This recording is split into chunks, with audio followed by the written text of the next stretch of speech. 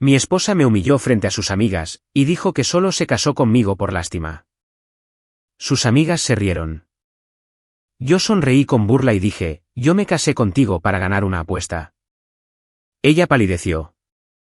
El champán fluía en Bellas Bistro, ese restaurante céntrico y demasiado caro, donde los aperitivos cuestan más que el primer pago de mi auto. Mi esposa, Rebecca, estaba sentada a la cabecera de la mesa, rodeada por sus amigas de la universidad, todas ellas vestidas como si asistieran a un evento de la Semana de la Moda, en lugar de a una cena de martes por la noche. Yo estaba sentado en el otro extremo, bebiendo lentamente una cerveza que no quería, observando a Rebecca reírse de algo que su amiga Vanessa había dicho. Fue entonces cuando lo dijo. Sinceramente, chicas, anunció Rebecca, con voz lo suficientemente alta como para que toda la sección la escuchara, solo me casé con Ethan por lástima. ¿Se lo imaginan? Él era tan patético en ese entonces, trabajando en ese empleo sin futuro en el centro de llamadas, viviendo en ese asqueroso apartamento estudio. Me dio pena. Sus amigas estallaron en carcajadas. Vanessa casi se atraganta con su vino. Clare, quien siempre me había tratado como si yo fuera invisible, estaba prácticamente doblada de la risa. Incluso Jessica, de quien en realidad yo pensaba que era decente, se reía disimuladamente detrás de su mano. Dejé mi cerveza en la mesa, y sonreí. No era la sonrisa de un hombre que acababa de ser humillado frente a 8 mujeres. Era la sonrisa de alguien que había estado esperando 6 años, exactamente, para este momento. Qué gracioso, Rebecca, dije, y mi voz cortó sus risas como un cuchillo atraviesa la mantequilla. Porque yo me casé contigo para ganar una apuesta. La mesa se quedó en silencio. El rostro de Rebecca perdió todo su color, pasando de su bronceado habitual, a algo que se parecía a la leche pasada. Su boca se abría y se cerraba, como un pez jadeando por aire. ¿Qué? Susurró. Pero yo no había terminado. Ni por asomo.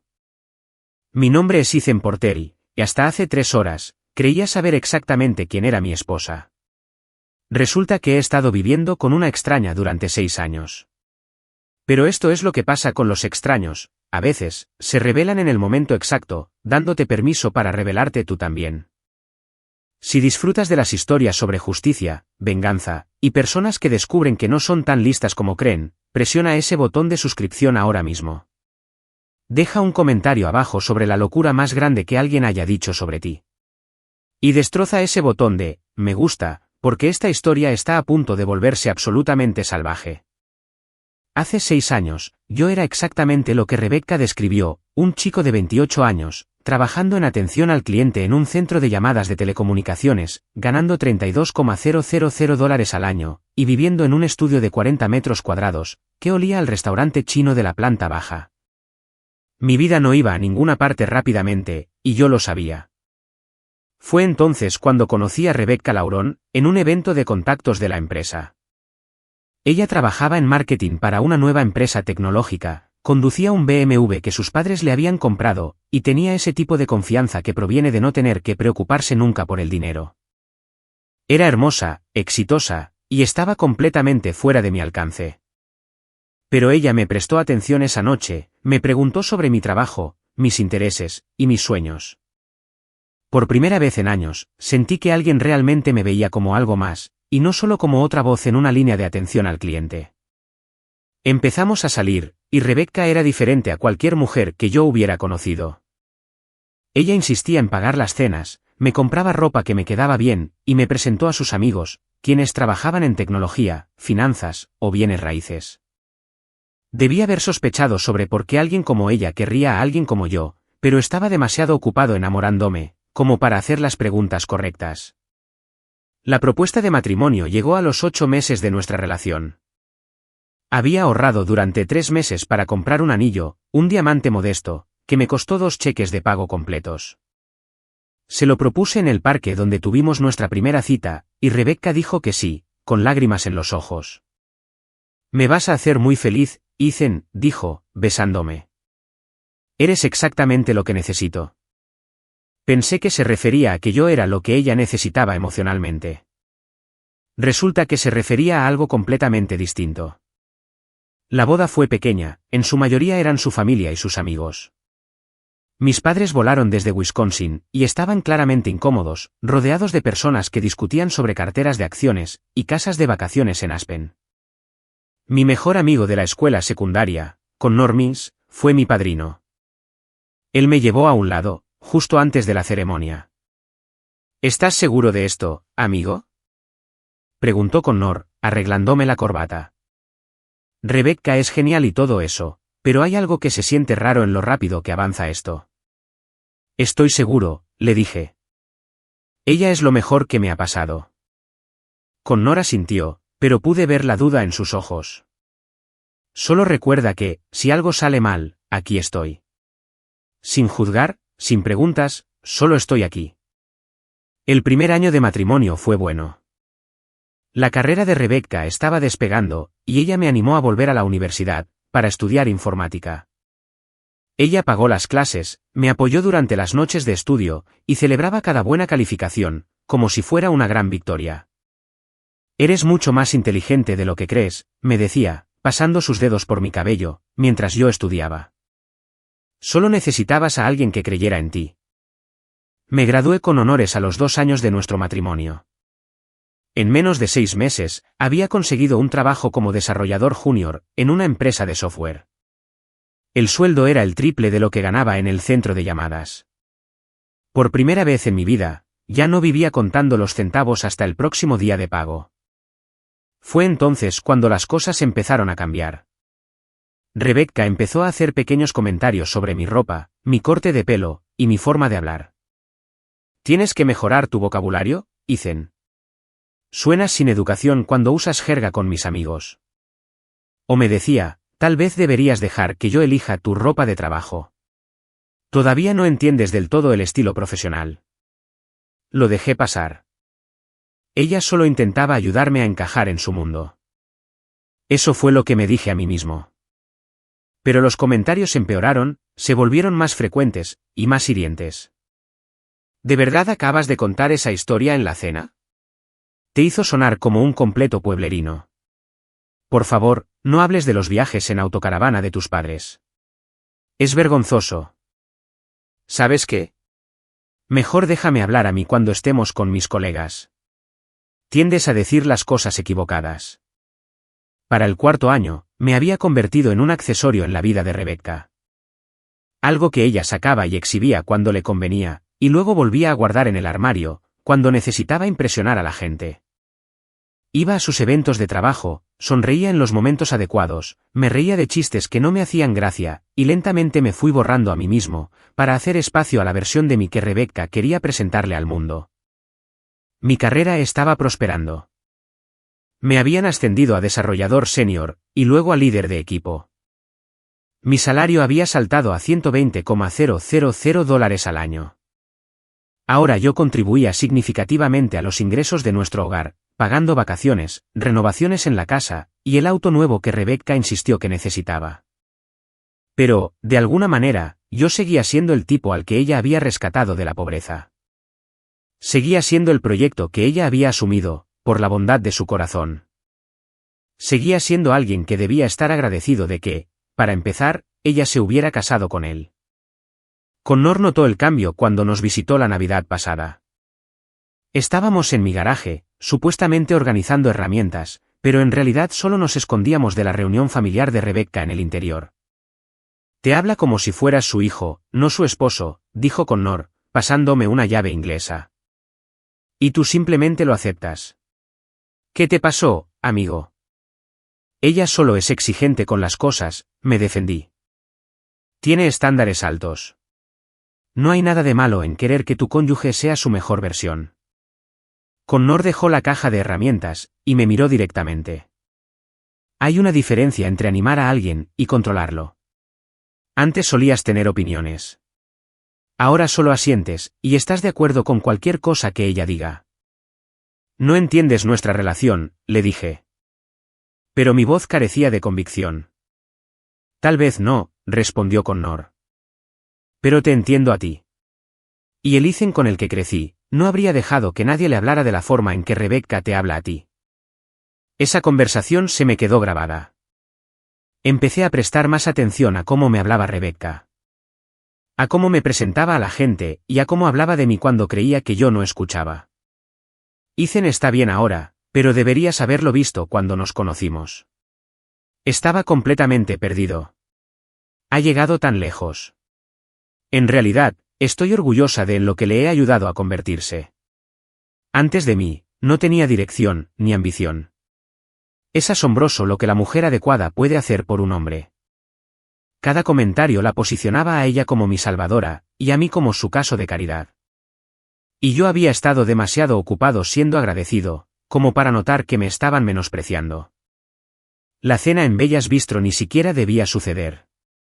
Rebecca lo había mencionado de pasada esa mañana, una especie de reunión con sus amigas de la universidad.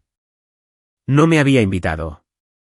Pero luego, el esposo de Vanessa canceló a última hora, y de repente, Rebecca necesitaba a alguien para llenar el asiento. Solo ven a cenar, me dijo mientras se arreglaba. No tienes que hablar mucho. De todos modos, a estas mujeres no les importa realmente el desarrollo de software. Debí haber dicho que no. Debí haberle dicho que buscara a otra persona. Pero una parte de mí sentía curiosidad por estas amigas de las que tanto había oído hablar, las mujeres que conocían a Rebecca desde antes de que me conociera a mí. Tal vez ellas podrían ayudarme a entender por qué ella me trataba de esa manera. La cena empezó con bastante normalidad. Hubo presentaciones para todos. Las mujeres fueron educadas pero distantes, como si yo fuera un inconveniente necesario, en lugar de una persona real. Hablaban de sus carreras, de sus planes de viaje, de sus carteras de inversión. Yo me senté en silencio, bebiendo mi cerveza, y observando. Fue entonces cuando noté algo extraño. Estas mujeres, todas exitosas por derecho propio, seguían mirando a Rebecca con una expresión peculiar. No era exactamente lástima, ni tampoco juzgamiento. Era algo en el medio. Cerca de la tercera ronda de tragos, a Vanessa se le soltó la lengua. Rebecca, tienes que contarnos, dijo Vanessa, inclinándose hacia adelante de manera conspiratoria. ¿De verdad seguiste adelante con ello? Todo el asunto de la apuesta. Los ojos de Rebecca se abrieron de par en par. Le lanzó a Vanessa una mirada que podría haber congelado el fuego. Ahora no, Vanessa. Pero Vanessa estaba demasiado borracha para leer el ambiente. Oh, vamos. Han pasado 6 años. Creo que el plazo de prescripción para las apuestas universitarias ya expiró. Clara intervino, tratando de cambiar de tema. Vanessa, tal vez deberíamos hablar sobre tu nuevo ascenso en su lugar. ¿Qué apuesta? Preguntó Jessica, genuinamente curiosa. No recuerdo ninguna apuesta. No estabas ahí. Dijo Vanessa, agitando su copa de vino dramáticamente. En el tercer año, estábamos todas sentadas en el apartamento de Rebecca, hablando sobre esta cosa de un reto de superación personal. ¿Recuerdas, Becca? Dijiste que podías transformar a cualquiera en material de matrimonio, en menos de un año. Mi sangre se heló. El rostro de Rebecca había palidecido, pero ella intentaba mantener la compostura. Vanessa, en serio, déjalo, dijo Rebecca, con la voz tensa. Pero Vanessa estaba en racha. Clara y yo apostamos a que no podrías hacerlo. Dijimos que era imposible encontrar a alguien tan abajo en la escala social, y convertirlo en alguien con quien realmente te casarías. Tú dijiste que podías hacerlo con los ojos cerrados. La mesa se quedó en silencio. Todas las mujeres presentes miraban ahora a Rebecca, con diversos grados de conmoción y de incómoda comprensión. Incluso Vanessa parecía entender que había cruzado un límite. Fue entonces cuando Rebecca cometió su error fatal. En lugar de disculparse, en lugar de intentar explicarse, pasó a la ofensiva. Sinceramente, chicas, dijo, forzando una risa. Solo me casé con Ethan por lástima. ¿Se lo imaginan? Él era tan patético en ese entonces, trabajando en ese empleo sin futuro en el centro de llamadas, viviendo en ese asqueroso apartamento estudio. Me dio pena. Las risas que siguieron fueron como uñas en una pizarra. Estas mujeres, exitosas y educadas, se reían de la idea de que alguien se hubiera casado conmigo por lástima, de que yo era tan inútil, que la única forma de conseguir una esposa era a través del impulso caritativo de alguien. Podría haberme quedado callado. Podría haber dejado que se divirtieran a mi costa. Podría haberme ido a casa y fingir que no había escuchado nada. Pero algo se quebró dentro de mí. 6 años de comentarios despectivos, de ser tratado como un proyecto, de agradecer migajas de respeto. 6 años de borrarme a mí mismo, para hacer espacio al ego de otra persona. Ya no más. Qué gracioso, Rebecca, le dije, y mi voz resonó a través de la mesa, repentinamente silenciosa. Porque yo me casé contigo para ganar una apuesta. Se habría podido escuchar la caída de un alfiler. 8 rostros se giraron hacia mí, con expresiones que iban desde la confusión, hasta la conmoción y el horror naciente. Rebecca se veía como si yo la hubiera golpeado físicamente. ¿Qué? Susurró. Saqué mi teléfono, abrí mi correo electrónico, y busqué el mensaje que había estado guardando durante 3 años. Desde que Connor me lo había reenviado accidentalmente, durante una noche de borrachera, recordando la universidad. Connor y yo teníamos esta apuesta pendiente durante toda la preparatoria y la universidad, expliqué casualmente, como si estuviera hablando del clima. Quien lograra casarse con la mujer más rica y exitosa antes de los 31 años, el perdedor tenía que pagarle $50,000. Le mostré el correo electrónico, el mensaje de Connor de hace 8 años, detallando los términos de nuestra apuesta, la cantidad de dinero, la fecha límite, todo. Te conocí en ese evento de contactos, 2 meses antes de la fecha límite, continué. Eras perfecta. Familia rica, carrera exitosa, conectada con toda la gente adecuada. Pensé que, si lograba atraparte antes de cumplir los 30 años, ganaría la apuesta, y tendría mi vida asegurada. Rebecca estaba temblando. Sus amigas estaban sentadas, congeladas, incapaces de procesar lo que estaban escuchando. Eso no es cierto, dijo Rebecca, con la voz quebrada. Tú me amabas. Me propusiste matrimonio. Dijiste que yo era lo mejor que te había pasado. Dije lo que necesitaba decir, respondí con calma. Al igual que tú hiciste lo que necesitabas hacer para ganar tu apuesta. La diferencia es que mi apuesta pagaba mejor, $50,000 de Connor, más el acceso a los contactos de tu familia, más la credibilidad que conlleva casarse con alguien como tú. La mejor inversión que he hecho en mi vida. Me puse de pie, saqué mi billetera, y dejé caer suficiente dinero en la mesa para cubrir mi comida y la propina. La parte realmente graciosa, dije, mirando a cada mujer a su turno, es que, de hecho, si me enamoré de ti, Rebecca. En algún lugar, entre las falsas propuestas y los gestos calculados, olvidé que esto empezó como una apuesta. Pensé que estábamos construyendo algo real. Me di la vuelta para irme, y luego miré hacia atrás una vez más. Pero tú nunca lo olvidaste, ¿verdad? Siempre fui solo el caso de caridad que tú arreglaste. La foto del antes, en tu montaje de cambio de imagen personal. Bueno, felicidades. Me transformaste en alguien lo suficientemente exitoso como para divorciarse de ti, y marcharse con la mitad de todo. El viaje a casa fue surrealista. Mis manos estaban firmes en el volante, pero mi mente corría a través de 6 años de recuerdos, recontextualizando cada momento a través de esta nueva lente. ¿Acaso Rebecca me había amado alguna vez de verdad? ¿O todo nuestro matrimonio se había construido sobre los cimientos gemelos del engaño? Entré en nuestro camino de entrada, y me senté en el auto durante un largo rato. La casa que habíamos comprado hace 3 años, ahora se veía diferente. No parecía un hogar, sino la evidencia de una estafa exitosa. Sonó mi teléfono. El nombre de Connor brilló en la pantalla. Amigo, me dijo cuando contesté, ¿qué demonios acabas de hacer?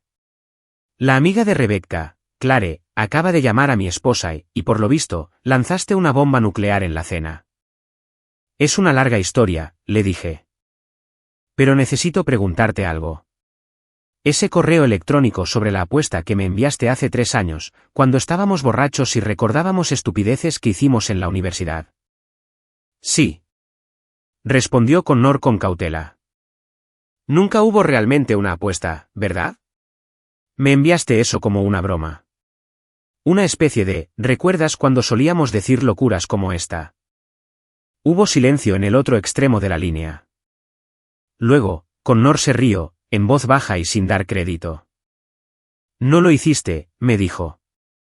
Dime que no usaste realmente ese correo para vengarte de Rebecca. Ella les dijo a sus amigas que solo se casó conmigo por lástima, le expliqué. Dijo que yo era patético. Todas se rieron. Así que les mostré el correo, y les dije que me había casado con ella para ganar una apuesta. Connor se quedó callado por un largo rato. Eso es frío, amigo. Brillante, pero frío. Para que conste, no. Nunca hubo una apuesta real. Bromeamos sobre eso en nuestro segundo año, cuando ambos estábamos solteros y amargados por ello, pero nunca fue en serio. Lo sé, le dije. Pero Rebecca no sabe eso. Y sus amigas tampoco. Entonces, ¿qué pasa ahora? Preguntó Connor. Ahora, le dije, bajando del auto, entraré, y esperaré a que mi esposa vuelva a casa. Y tendremos una conversación sobre lo que sucede, cuando dos personas se casan por las razones equivocadas. Rebecca llegó a casa 2 horas después. Escuché su auto entrar al garaje, escuché el portazo, y escuché sus tacones haciendo clic contra el piso de madera. Me encontró en la sala de estar, sentado en la oscuridad, esperando. ¿Es cierto? Preguntó, con la voz áspera. Había estado llorando. Su maquillaje estaba arruinado, y su vestido de diseñador, arrugado. Todo nuestro matrimonio fue una apuesta. ¿Es cierto que solo te casaste conmigo por lástima? Contraataque. Que yo fui una especie de experimento social para ti y tus amigas. Rebecca se dejó caer en la silla frente a mí. Empezó de esa manera, admitió. Vanessa y Clare me apostaron que no podría transformar a alguien de un nivel socioeconómico bajo, en material de matrimonio. Dijeron que era imposible. Yo dije que podía hacerlo en menos de un año. ¿Y me elegiste a mí? Dije secamente. Te elegí porque parecías amable, dijo Rebecca, con las lágrimas rodando por su rostro. Parecías genuino. Pensé que sería fácil ayudarte, fácil moldearte. Pero luego, realmente te conocí. Me enamoré de quién eras, no de la persona en la que te estaba convirtiendo. ¿Cuándo? Exigí saber. ¿Cuándo te enamoraste de mí? ¿Antes de la propuesta, después de la boda, o eso también es una mentira? En nuestra noche de bodas, susurró Rebecca. Estábamos en esa habitación de hotel, y dijiste que no podías creer que te hubieras casado con tu mejor amiga. Me miraste como si yo fuera la cosa más preciada del mundo. Y me di cuenta de que había estado tan concentrada en ganar una estúpida apuesta, que casi me había perdido de algo real. Yo quería creerle. Dios, deseaba creerle con todas mis fuerzas. Pero 6 años de ser tratado como un proyecto me habían enseñado a cuestionarlo todo. Esta noche me llamaste patético, le dije. Frente a tus amigas. Dijiste que te casaste conmigo por lástima. Eso no suena a amor, Rebecca. Eso suena a desprecio. Estaba a la defensiva, dijo desesperadamente. Vanessa mencionó la apuesta, y entré en pánico. Pensé que, si hacía parecer que había estado haciendo obras de caridad, no se darían cuenta de que en realidad me había enamorado de ti. Pensé que me haría lucir menos estúpida, por haber apostado sobre algo tan superficial en primer lugar. Así que me echaste a los lobos para salvar las apariencias, le dije. Sí, admitió Rebecca. Y lo siento. Lo siento muchísimo. Pero, Ethan, ¿algo de esto fue real para ti? ¿Realmente me amabas, o yo solo fui un objetivo? ¿Una forma de ganarle dinero a tu amigo? Este era el momento. El momento en el que podía igualar su honestidad, o redoblar mi mentira. El momento en el que decidiría si nuestro matrimonio era salvable, o si ambos estábamos demasiado rotos como para arreglarlo. No hubo ninguna apuesta, dije en voz baja. Connor y yo bromeamos al respecto hace años, pero nunca fue real. Te mostré ese correo electrónico, porque quería que sintieras lo que yo sentí cuando me llamaste patético. Quería que entendieras lo que se siente descubrir que toda tu relación se construyó sobre una mentira. El rostro de Rebecca se desmoronó. Entonces, ¿realmente me amaste desde el principio? Desde la tercera cita, le dije. Cuando me llevaste a esa galería de arte, y pasaste una hora explicándome por qué amabas las pinturas impresionistas, no intentabas impresionarme ni educarme. Solo estabas compartiendo algo que te importaba. Ahí fue cuando me enamoré de ti. Entonces, ¿por qué? Preguntó Rebecca. ¿Por qué decirme que había una apuesta? ¿Por qué humillarme frente a mis amigas? Porque tú me humillaste primero, dije simplemente. Y quería que supieras cómo se sentía. Nos sentamos en silencio durante mucho tiempo. El reloj de la repisa hacía tic-tac ruidosamente en la oscuridad. Afuera, podía escuchar a los vecinos regresar a casa, el sonido de las puertas de los autos cerrándose, gente normal, viviendo vidas normales, que no estaban construidas sobre cimientos de engaño. No sé si podamos recuperarnos de esto, dijo Rebecca, finalmente. Yo tampoco, admití. Pero sé que no puedo seguir viviendo de la forma en que lo hemos hecho, contigo tratándome como si todavía fuera ese chico del centro de llamadas, como si fuera algún proyecto que ya terminaste, y que ahora estás obligada a mantener. Nunca quise hacerte sentir así, dijo Rebecca. Solo intentaba ayudarte a ser tu mejor versión. No, la corregí. Intentabas convertirme en alguien que no te avergonzara. Hay una diferencia.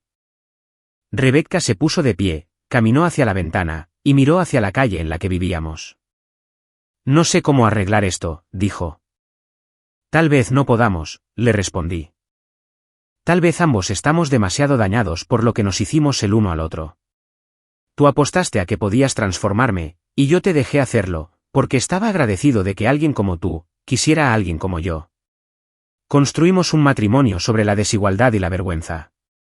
Eso no es un cimiento. Son arenas movedizas. ¿Entonces qué hacemos? Preguntó Rebecca, volviéndose para mirarme. ¿Nos divorciamos? No lo sé, dije con honestidad. Pero sé que no podemos seguir fingiendo. Se acabó el tratarme como tu proyecto. Se acabó el dejar que tus amigas piensen que soy tu caso de caridad. O me ves como un igual, o terminamos esto. ¿Y tú?, me desafió Rebecca. ¿Vas a seguir castigándome por un comentario estúpido que hice en un momento de pánico? ¿Vas a echarme esto en cara para siempre? Ella tenía un punto. Yo la había humillado tan a fondo como ella me había humillado a mí. Estábamos a mano, de la peor manera posible. Tengo que decirte algo, le dije. Connor me reenvió ese correo hace 3 años. He sabido de tu apuesta durante 3 años. El rostro de Rebecca se puso pálido. ¿3 años? Lo has sabido durante 3 años, y nunca dijiste nada. No sabía cómo sacar el tema, dije. Una parte de mí esperaba que no fuera cierto. Otra parte de mí temía que, si te confrontaba, me confirmarías que yo tenía razón, y que nunca me amaste realmente. Así que cargaste con eso durante 3 años, dijo Rebecca con incredulidad. Acumulando resentimiento, planeando venganza. No estaba planeando ninguna venganza, le aclaré. Estaba tratando de descubrir si valía la pena salvar nuestro matrimonio. Y esta noche, cuando me llamaste patético frente a tus amigas, me diste mi respuesta. ¿Qué respuesta? Susurró Rebecca. Que todavía me ves como menos que tú, le dije. Que no importa que tan exitoso me vuelva, cuanto gane, o cuanto aporte, siempre seré el tipo al que rescataste. Y ya no puedo vivir así. Rebecca se deslizó por la pared, sentándose en el suelo, y llorando abiertamente. Yo no te veo como menos que yo, sollozó. Te veo como la persona que me conoce mejor que nadie. Alguien que me ha visto en mi peor momento, y aún así eligió quedarse.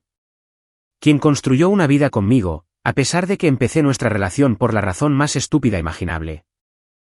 Caminé hacia ella, y me senté a su lado en el suelo. Entonces, ¿por qué dijiste esas cosas esta noche? Porque soy insegura, admitió Rebecca. Porque esas mujeres han sido mis amigas desde la universidad, y todavía me ven como la chica que apostó a que podía transformar a alguien. Todavía piensan en nuestro matrimonio como mi experimento social. Y en lugar de defenderte, en lugar de decirles la verdad, me apoyé en su percepción, porque era más fácil que admitir que me había enamorado del sujeto de mi apuesta. Así que me sacrificaste para mantener tu imagen, le dije. Sí, afirmó Rebecca. Y eso estuvo mal. Eso fue horrible. Elegí mi orgullo por encima de tu dignidad, y tienes todo el derecho de odiarme por ello. No te odio, dije en voz baja. Pero tampoco confío en ti. Y sin confianza, no tenemos nada. El sol estaba saliendo cuando finalmente dejamos de hablar. Habíamos pasado toda la noche repasando nuestra relación, examinando cada momento a través de esta nueva lente de honestidad. Ahora, algunas cosas tenían más sentido, otras, tenían menos. Creo que deberíamos intentar ir a terapia, dijo Rebecca, mientras la luz del amanecer se filtraba por las ventanas. No para arreglarnos, sino solo para descubrir si vale la pena arreglarnos. De acuerdo, acepté. Pero no más mentiras, ni más fingimientos. Si vamos a intentar salvar esto, tenemos que empezar desde un punto de honestidad brutal. Incluso si la honestidad nos destruye. Preguntó Rebecca. Especialmente entonces, le contesté. Porque si nos destruye la verdad, significa que de todos modos no éramos lo suficientemente sólidos como para sobrevivir.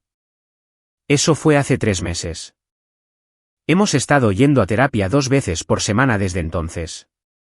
¿La doctora? Patricia Morrison no se anda con rodeos. Nos ha recriminado a ambos por nuestra manipulación, nuestras inseguridades, y nuestra disposición a herirnos el uno al otro, para protegernos. Algunos días son mejores que otros. Algunos días miro a Rebecca, y veo a la mujer de la que me enamoré. Esa que compartió su pasión por el arte, que me impulsó a volver a estudiar, que creyó que yo podía ser algo más que un trabajador de centro de llamadas. Otros días, la escucho hacer algún comentario, la veo interactuar con sus amigas, observo cómo me presenta a alguien nuevo, y me pregunto si alguna vez me verá realmente como su igual. Si alguna vez dejará de compararme mentalmente, con el hombre que encontró en ese estudio de 40 metros cuadrados.